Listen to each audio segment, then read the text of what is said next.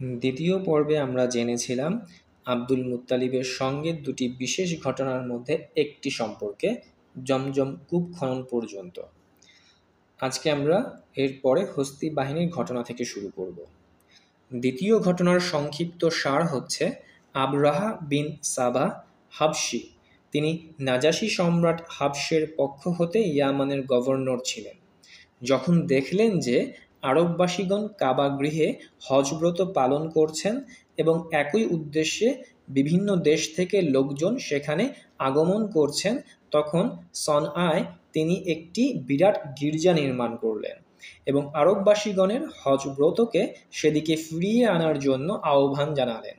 কিন্তু বনু কিনানা গোত্রের এক ব্যক্তি যখন এ সংবাদ অবগত হলেন, তখন এক রাত্রে তিনি গোপনে গির্জায় প্রবেশ করে তার সামনের দিকে মলের প্রলেপন দিয়ে একদম নোংরা করে ফেললেন।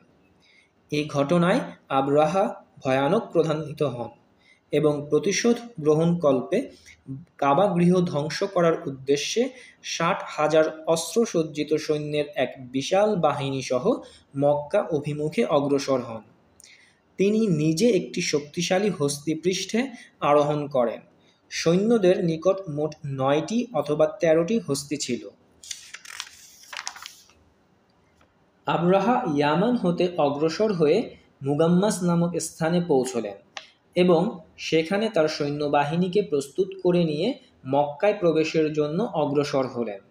তারপর যখন মুজদালিফা এবং মিনার মধ্যবর্তী স্থান ওয়াদিয়ে মুহাসসিরে পৌঁছলেন, তখন তার হাতি মাটিতে বসে পড়ল। কাবা অভিমুখে অগ্রসর হওয়ার জন্য কোনো ক্রমেই তাকে উঠানো সম্ভব হলো না, অথচ উত্তর, দক্ষিণ কিংবা পূর্ব মুখে যাওয়ার জন্য উঠানোর চেষ্টা করলে তা তৎক্ষণাৎ উঠে দৌড়াতে শুরু করত।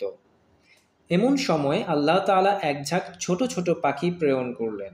সেই পাখিগুলো ঝাঁকে ঝাঁকে পাথরের ছোট ছোট টুকরো সৈন্যদের উপর নিক্ষেপ করতে লাগলো। প্রত্যেকটি পাখি ৩টি করে পাথরের টুকরো বা কঙ্কর নিয়ে আসতো, একটি ঠোঁটে এবং দুটি দুপায়ে।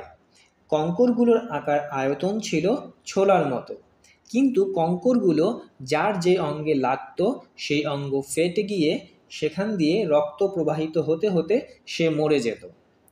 এ কাকর দ্বারা সকলেই যে আঘাতপ্রাপ্ত হয়েছিল তা নয়, কিন্তু এই অলৌকিক ঘটনায় সকলেই ভীষণভাবে আতঙ্কিত হয়ে পড়ল এবং প্রাণ ভয়ে পলায়নের উদ্দেশ্যে যখন বেপরোয়াভাবে ছুটাছুটি শুরু করল, তখন পদতলে পিষ্ট হয়ে অনেকেই প্রাণ ত্যাগ করল। কঙ্করাঘাতে ছিন্ন ভিন্ন এবং পদতলে পিষ্ট হয়ে এক পলকে বীরপুরুষগণ মৃত্যুর কবলে ঢলে পড়তে লাগল। এদিকে আবরাহার উপর আল্লাহ তাআলা এমন এক মুসিবত প্রেরণ করলেন যে তার আঙ্গুলসমূহের জোর খুলে গেল এবং সনআ নামক স্থানে যেতে না যেতেই তিনি পাখির বাচ্চার মতো হয়ে পড়লেন। তারপর তার বক্ষ বিদীর্ণ হয়ে হৃৎপিণ্ড বেরিয়ে এলো এবং তিনি মৃত্যুমুখে পতিত হলেন। মক্কা অভিমুখে আবরাহার অগ্রাভিযানের সংবাদ অবগত হয়ে মক্কাবাসীগণ প্রাণ ভয়ে নানা দিকে বিক্ষিপ্ত অবস্থায় পলায়ন করে পাহাড়ের আড়ালে কিংবা পর্বত চূড়ায় আশ্রয় গ্রহণ করেছিলেন। তারপর যখন তারা অবগত হলেন যে আবরাহা এবং তার বাহিনী সমূলে ধ্বংসপ্রাপ্ত হয়েছে, তখন তারা স্বস্তির নিঃশ্বাস ত্যাগ করে আপন আপন গৃহে প্রত্যাবর্তন করেন।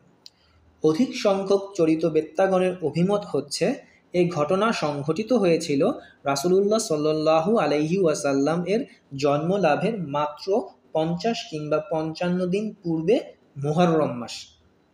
অত্র প্রেক্ষিতে এটা ধরে নেওয়া যায় যে ঘটনাটি সংঘটিত হয়েছিল ৫৭১ খ্রিস্টাব্দে ফেব্রুয়ারি মাসের শেষ ভাগে কিংবা মার্চ মাসের প্রথম ভাগে। হস্তি বাহিনীর এ ঘটনা ছিল আগামী দিনের নবী সাল্লাল্লাহু আলাইহি ওয়াসাল্লাম এবং কাবা শরীফের জন্য আল্লাহর সিদ্ধান্ত ও সাহায্যের এক সুস্পষ্ট নিদর্শন। অধিকন্তু আমরা বাইতুল মুকাদ্দাসের দিকে দৃষ্টিপাত করলে দেখতে পাই যে বাইতুল মুকাদ্দাস ছিল মুসলিমদের কিবলা এবং সেখানকার অধিবাসীগণও ছিল মুসলিম। কিন্তু তা সত্ত্বেও এর উপর আল্লাহর শত্রুদের অর্থাৎ মুশরিকগণের শাসন প্রতিষ্ঠিত ছিল। এর সুস্পষ্ট প্রমাণ হচ্ছে বুখতুনাসসরের আক্রমণ, যা 587 খ্রিস্ট পূর্ব অব্দে, এবং রোমানগণের অধিকার প্রতিষ্ঠা, যা 70 খ্রিস্টাব্দে। পক্ষান্তরে কাবার উপর খ্রিস্টানদের অধিকার প্রতিষ্ঠিত হয়নি, যদিও তারা তৎকালে মুসলিম ছিলেন এবং কাবার অধিবাসীগণ ছিলেন মুশরিক। অধিকন্তু এ ঘটনা এমন এক সময়ে সংঘটিত হয়েছিল যে এ সংক্রান্ত সংবাদটি তৎকালীন সভ্য জগতের অধিকাংশ অঞ্চলে, রোমান সাম্রাজ্য, পারস্য সাম্রাজ্য ইত্যাদি, খুব দ্রুত ছড়িয়ে পড়ে, কারণ হাবশী এবং রোমীয়গণের মধ্যে গভীর সম্প্রীতির সম্পর্ক বিদ্যমান ছিল। অপরদিকে পারস্যবাসীগণের দৃষ্টি রোমীয়গণের উপর সমভাবে নিপতিত ছিল, এবং শেষ পর্যন্ত অবস্থা এ দাঁড়ায় যে পারস্যবাসীগণ অত্যন্ত দ্রুত গতিতে ইয়ামান দখল করে বসে। যে সময়ের কথা বলা হচ্ছে তখন রোমান এবং পারস্য এ দুটি রাষ্ট্রই তৎকালীন পৃথিবীর উল্লেখযোগ্য অংশের প্রতিনিধিত্ব করত, এবং যেহেতু হস্তি বাহিনীর ঘটনাটি এ দু রাষ্ট্রের সকলের নিকটেই সুবিদিত ছিল, সেহেতু বলা যায় যে সমগ্র পৃথিবীর দৃষ্টি কাবাগৃহের অলৌকিকত্বের প্রতি নিবদ্ধ হয়ে গেল। বাইতুল্লাহর উচ্চ সম্মান ও সুমহান মর্যাদা সম্পর্কে আল্লাহ তাআলা প্রদত্ত সুস্পষ্ট নিদর্শন স্বচক্ষে প্রত্যক্ষ করার পর এ কথা তাদের মনে দৃঢ়ভাবে স্থান লাভ করল যে এই গৃহকে সংরক্ষণ ও পবিত্রকরণ এবং এর সুমহান মর্যাদা অক্ষুণ্ণ রাখার ব্যাপারেই আল্লাহ তাআলা এ অলৌকিক ব্যবস্থা অবলম্বন করেছিলেন। অতএব ভবিষ্যতে এখানকার অধিবাসীগণের মধ্য থেকে কেউ যদি নবুয়াত দাবি করেন, তবে সেই ঘটনার প্রেক্ষাপটে তা হবে আইনসঙ্গত এবং বাঞ্ছনীয় ব্যাপার, এবং তা হবে পার্থিব ব্যবস্থাপনার ঊর্ধ্বে ইলাহি রাজত্বের ভিত্তি, যা ঈমানদারদের সাহায্যার্থে অবতীর্ণ হয়েছিল গায়েবী সূত্র থেকে। আব্দুল মুত্তালিবের ছিল সর্বমোট 10টি সন্তান। তাদের নাম ছিল যথাক্রমে হারিস, জুবাইর, আবু তালেব, আবদুল্লাহ, হামজা, আবু লাহাব, গায়দাক, মুকাব্বিম, জেরার এবং আব্বাস। কেউ কেউ বলেছেন যে তার ছিল 11টি সন্তান। একজনের নাম ছিল কুসাম। অন্য কেউ বলেছেন যে 13টি সন্তান ছিল। অন্য দুজনের নাম হলো আব্দুল কাবাহ এবং হাজল। কিন্তু 10 জনের কথা যারা বলেছেন তারা বলেন যে মুকাব্বিমেরই অপর নাম ছিল আব্দুল কাবাহ এবং গায়দাকের অপর নাম ছিল হাজল। তাদের মতে কুসাম নামে আব্দুল মুত্তালিবের কোনো পুত্র সন্তান ছিল না। আব্দুল মুত্তালিবের কন্যা ছিল 6 জন।